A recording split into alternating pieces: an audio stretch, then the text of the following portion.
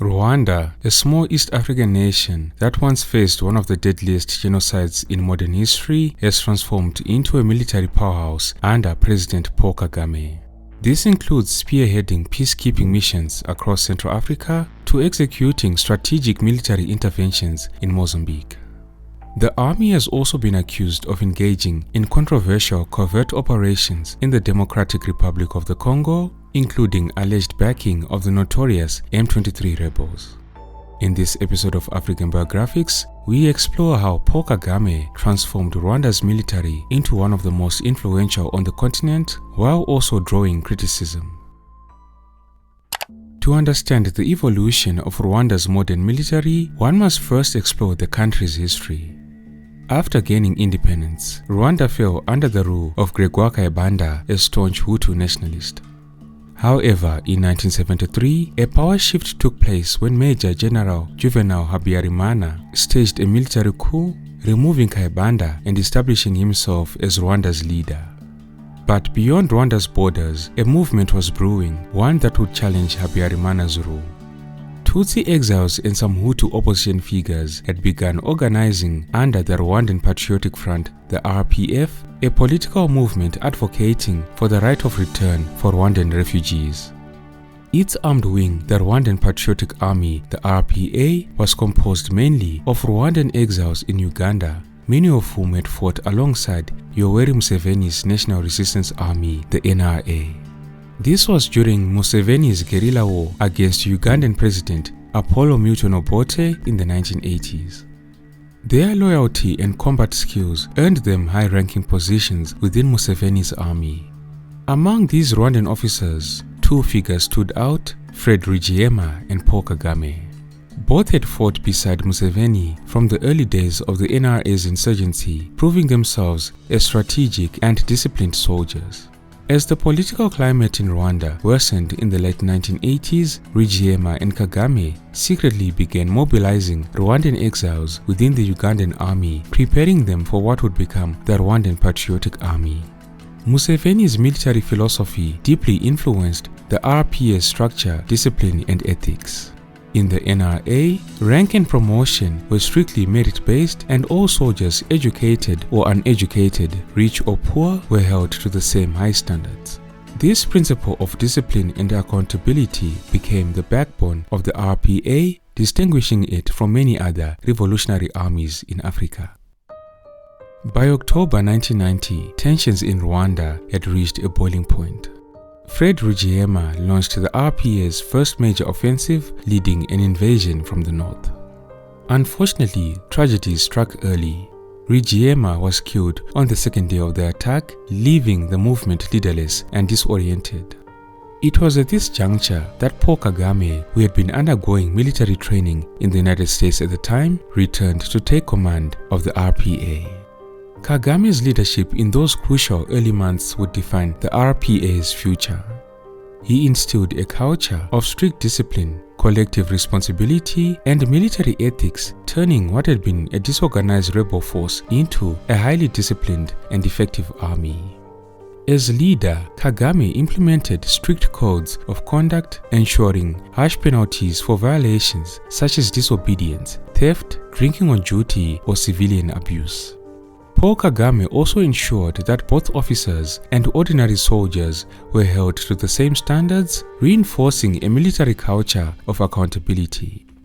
In a 1996 interview, Kagame would explain that he emphasized developing leaders who would take responsibility indiscriminately, fostering collective decision-making within the RPF, government, and military. Paul Kagame and the RPF succeeded in bringing an end to the genocide and took control of the country. Now, recognizing that military victory alone would not guarantee national stability, the RPA swiftly implemented a military integration program in July of 1994. To consolidate control and prevent future conflicts, they initiated the integration of former Rwandan government forces, RGF soldiers, who had not participated in the genocide. In late 1994, a re-education and training program was launched at the Gako Integration Center, south of Kigali. Former RGF officers were paired with RPA counterparts, immersing them in the discipline, ethics, and leadership philosophy that had made the RPA so effective. These officers, many of whom had once fought against the RPF, found common ground in their shared language, history, and national identity.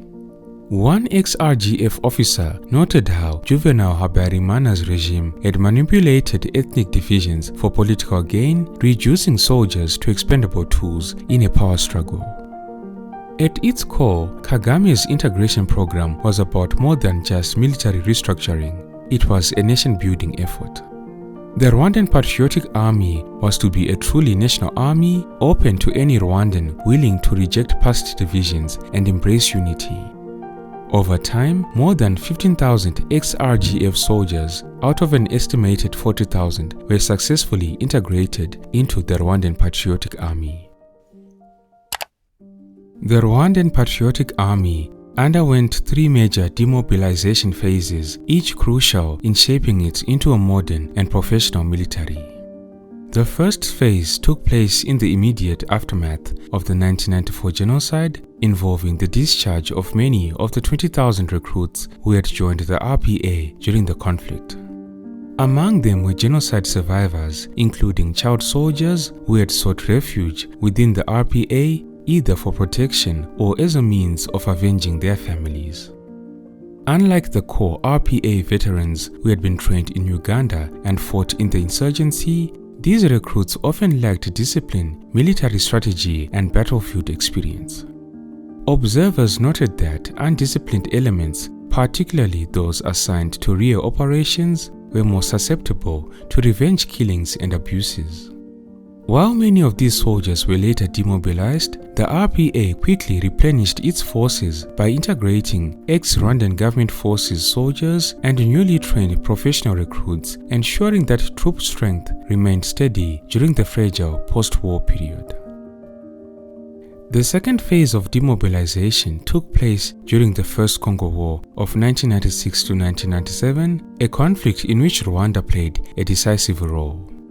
Kigali viewed the war as an opportunity to eliminate the threat posed by Hutu extremist militias who had fled to eastern Zaire after the genocide. Rwandan elite forces, alongside Ugandan troops, formed the backbone of Laurent Kabila's military campaign, executing highly coordinated offensives that led to the swift defeat of Mobutu Sese Seko's government forces.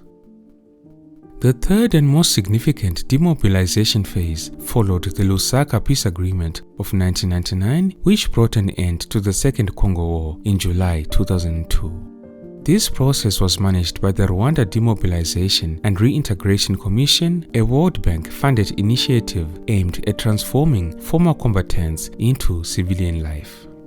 Part of the demobilization focused on 2,600 child soldiers known as Kadogos who had been recruited during the conflicts.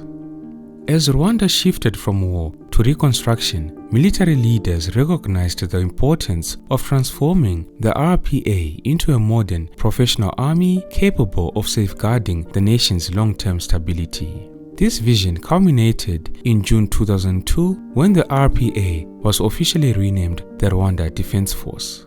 To enhance its capabilities, Rwandan officers began attending some of the world's most prestigious military academies, including those in Kenya, South Africa, Europe, and the United States. By 2004, the RDF had established itself as one of Africa's most respected and effective armies.